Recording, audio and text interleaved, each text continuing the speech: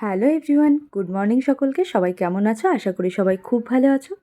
আর আমার আজকের আরও একটা মিনি ব্লগে তোমাদের সকলকে স্বাগতম। আজ যেহেতু দোল পূর্ণিমা, তাই সকলকে জানাই দোল পূর্ণিমার অনেক অনেক শুভেচ্ছা ও অভিনন্দন। সবাই ভালো থেকো, সুস্থ থাকো, এই কামনা করি।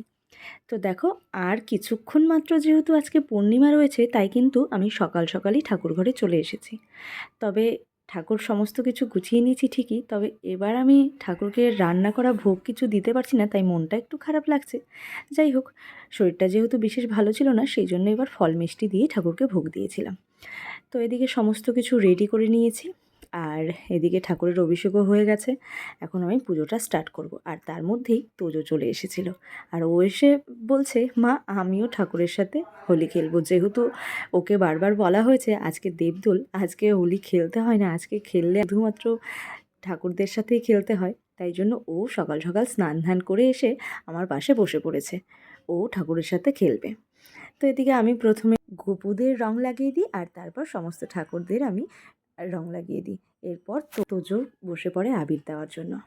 তো যাই হোক, এই করেই আমি আমার পুজোটা কমপ্লিট করি, আর আজকের দিনটা বেশ সুন্দর করেই কাটিয়ে দিই। তো তোমরা কারা কারা কী করছো, কোথায় যাচ্ছ, অবশ্যই জানিও। আর আমার ভিডিও যদি তোমাদের ভালো লাগে, তাহলে প্লিজ আমার চ্যানেলটা সাবস্ক্রাইব করে সবাই এইভাবে পাশে থেকো।